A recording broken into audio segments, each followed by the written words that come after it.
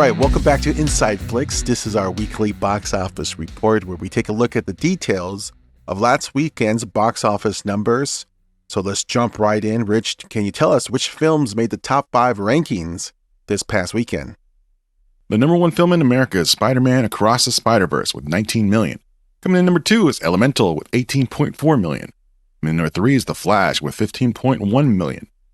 Coming in number 4 is No Hard Feelings with 15 million. And rounding out the top 5 is Transformers Rise of the Beast with 11.7 million. Well, here's an unexpected twist, right? So Spider-Man Across the SpiderVerse had made a comeback. It reclaimed the top spot at the box office, despite, I would say, a rather lackluster weekend overall. Yes, definitely. It's really sad that not even one movie. This is Red Hot Summer. This is supposed to be Red Hot Summer for theaters, right? And not one movie comes out with over 20 million. These are horrible numbers for a summer weekend. Well, Across the SpiderVerse is now in its 4th weekend. Mm-hmm. I suspect a lot of it has to do with that social media campaign highlighting that there was alternate film versions being shown in theaters. I wonder if that was taken because they also had, when it was first released, that there was a problem with some of the audio issues with one of the IMAX versions. And I wonder if they re-released it. And when they did that, they put a different version of it. I don't know. I have no clue. I don't know. Yeah. No, but you know what I think probably did help is I was reading that, or I was seeing on social media that they were they were adding premium screens to it. Oh, yeah, okay. Yeah, sure. That makes a lot of sense. Yeah, since The Flash did so poorly. Yeah. So I think Flash and Spider-Man were splitting a lot of premium formats. Yeah, but Disney's Elemental came in number 2. I guess you could say it's a decent for that film. Still, I wouldn't say that they should be. No, they're out of the woods yet. Yeah, I don't think they should be dancing in the streets right this time soon. No, I mean, but if it continues to have 30% and 20% drops like Super Mario Brothers did and like Spider-Man just did this weekend. Mm-hmm. Then it could stick around long enough to hopefully break even. Oh, I don't know about that, but it did. I mean, it did come in number 1 on Thursday night. But yeah, let's go to The Flash. The Flash, absolutely. It's an absolute disaster. It's this is embarrassing for all amounts. I mean, well, I got to be honest here. This number is a major blow. And I think it's a complete rejection of the new Flash movie. It's a complete rejection of everything Warner Brothers has been doing DC related. Yeah. I mean, the only successful DC movies were the Batman and Joker, which had nothing to do with these universes. But I'm also surprised that it hit this slump internationally too. This actually spells trouble for all the DC comic book movies that are coming out this year. Well, luckily, Blue Beetle didn't cost a lot. Yeah. So if Blue Beetle can manage to make, about, what Flash has made right now, then that's good enough for that movie. Yeah, I'm really hoping for the best for Blue Beetle because I want to see how it does with the Latino markets, and I want to see if they actually come out for this film. And first, I want to see if it's any good. That's for sure. But I mean, and if it does phenomenal, well, look out, Sony. Here comes El Muerto's back. We got to talk about No Hard Feelings. This is the latest raunchy comedy that stars Jennifer Lawrence. It debuted at number 4, and it ranked in about 15 million. Mm-hmm. And some folks are trying to put a positive spin on this, and that this is pretty good for Jennifer Lawrence. But I'm not that convinced. Sure, she is maybe one of the few stars of her generation who could really pull in a number like this, because this movie was just kind of solely hinges on her star power. But, coming in number 4, I don't know. What's your thoughts on it? To me, it's not that great. From what I heard, the budget wasn't that much at all, but still, there was not much of a cast involved. It looks like, Matthew Broderick was the second biggest name on it. But yeah, I think Jennifer Lawrence went all out, and it's not a bad step for her. I don't think it's a great number. It's kind of what I was expecting the movie to make. But I'm sure Sony was hoping that this would have made double this. Mm-hmm. I'm sure they were hoping that they had on their hands like another what was it? Bad Teacher. Mm-hmm. Was it the Cameron Diaz movie? Yeah. That was also a Sony R-rated comedy that came out like a decade ago. That was with Cameron Diaz, and But it also had Justin Timberlake, yeah, so it had more stars in it. it did have more stars. It did have more star power, but this is a better movie. And I'm surprised to say that because I was expecting to kind of hate No Hard Feelings, and it's not great, but it's much better than I thought it would be, and it's definitely a better than Bad Teacher. And I'm sure Sony, from seeing the movie, was probably hoping that this was going to be a big hit for them, but it's definitely not a failure. You know what I mean? Okay. I would say this: Jennifer Lawrence did win for it. She went for it, and I did like her performance in the movie. And the kid was good too. Yeah, the kid was very good. Yeah, because I mean, because I was comparing No Hard Feelings to Bad Teacher, and like when that came out, R-rated comedies were making a ton of money. Yeah, R-rated comedies don't make money anymore. So I mean, I think this is a kind of a good start. It's a good movie, and it seems like audiences are really, really liking it a lot, more than us. So it got a B plus. I'm hoping next week it has strong legs, and B plus. That for a comedy, that's not bad. Well, I have a different feeling. I think the movie's going to struggle for its second week at the box office. It might. The discussion surrounding the movie right now is surprisingly focused on the morality of the characters, especially Jennifer Lawrence's morality. Jennifer Lawrence being an older woman trying to seduce a younger man. And again, I find that to be very hypocritical or, overly reactionary. And it bothers me when people start bringing up morality and decency, when we're talking about movies.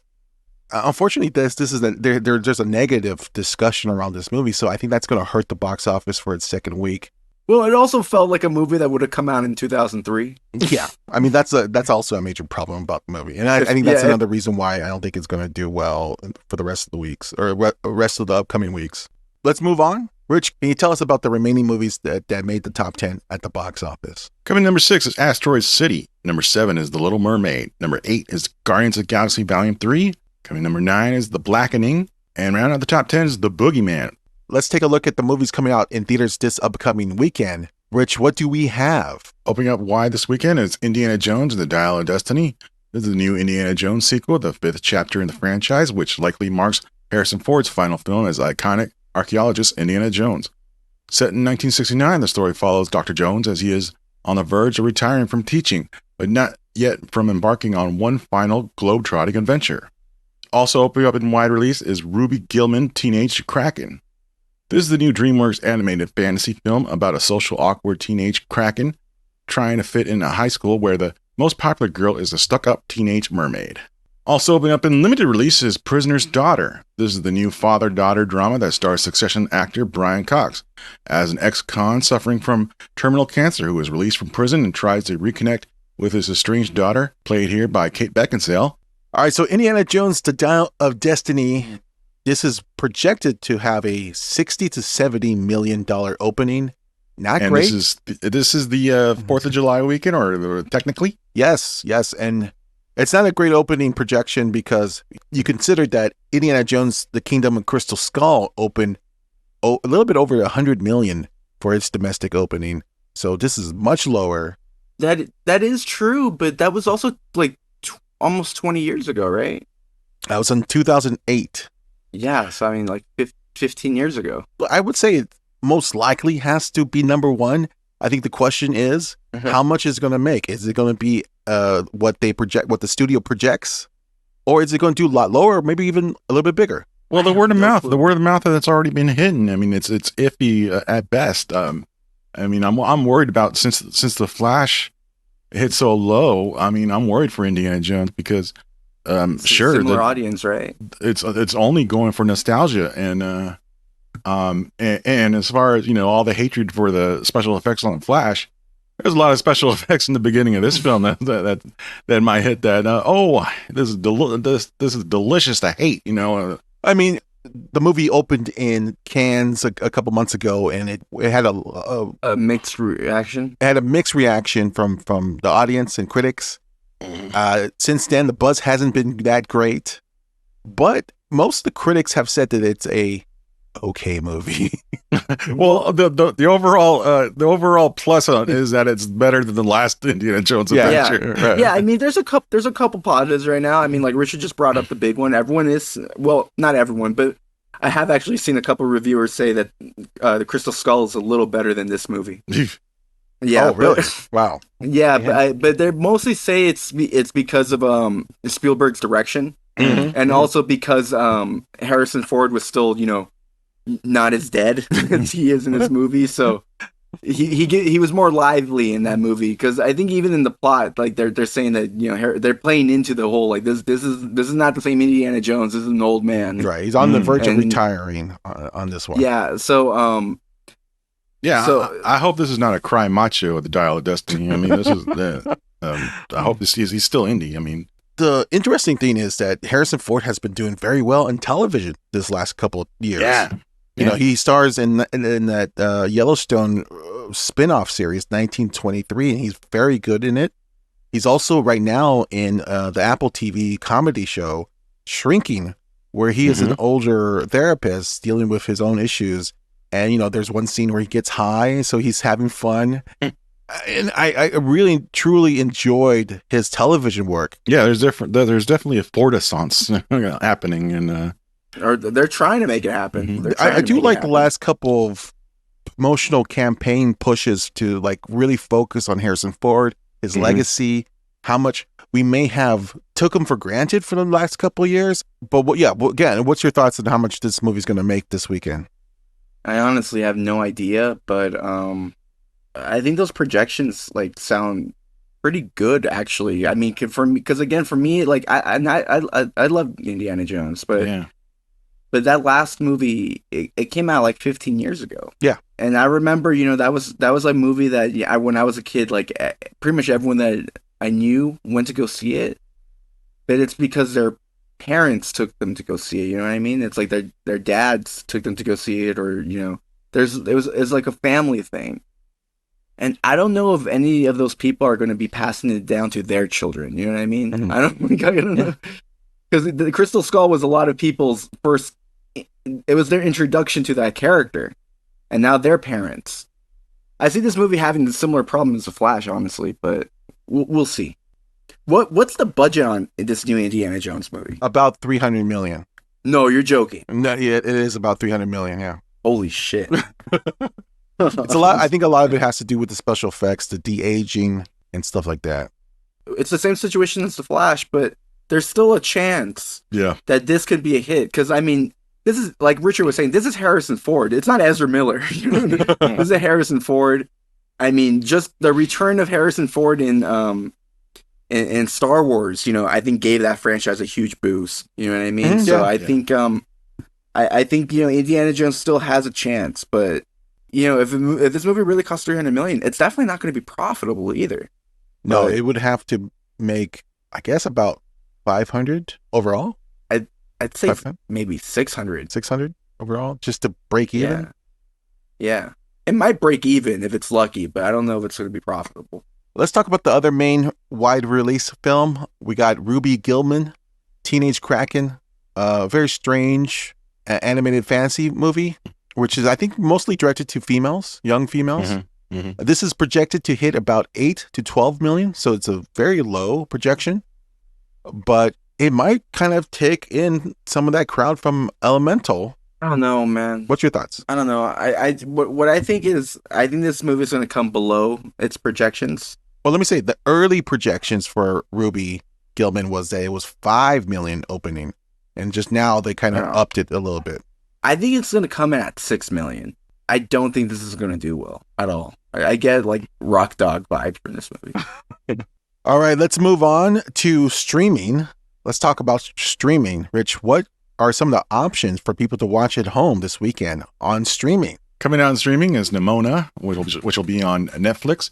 This is a new animated adventure film set in a futuristic medieval world where Chloe Grace Moritz is the voice of a shape-shifting teenager who becomes the unlikely sidekick of a falsely accused knight, voiced by Riz Ahmed. The animated film is based on N.D. Stevenson's acclaimed webcomic. Also streaming is Run Rabbit Run, which is also available on Netflix. This is the new Australian psychological horror thriller that stars Succession star Sarah Snook as a doctor who becomes increasingly scared when her young daughter starts recalling mysterious memories of a past life. And finally coming out on streaming is Rock Hudson, All That Heaven Allowed, which will be on Max. This is a new HBO documentary that explores the life of Hollywood icon Rock Hudson, a celebrated leading man with a secret gay life during the golden age of Hollywood. He also holds a tragic distinction of being one of the first major celebrities to succumb to AIDS in the 1980s. All right, those are your options for streaming. Another animated film, which I would assume will give some competitions to Ruby Gilman, Teenage Kraken. So there you go. That's it for this episode. We'll be back next week to discuss how Indiana Jones performs at the box office for its opening weekend. It might do well. We hope it does well. Okay. We hope it does well. And as well, we will talk about the new movies coming out next week. Until then, bye-bye, everyone.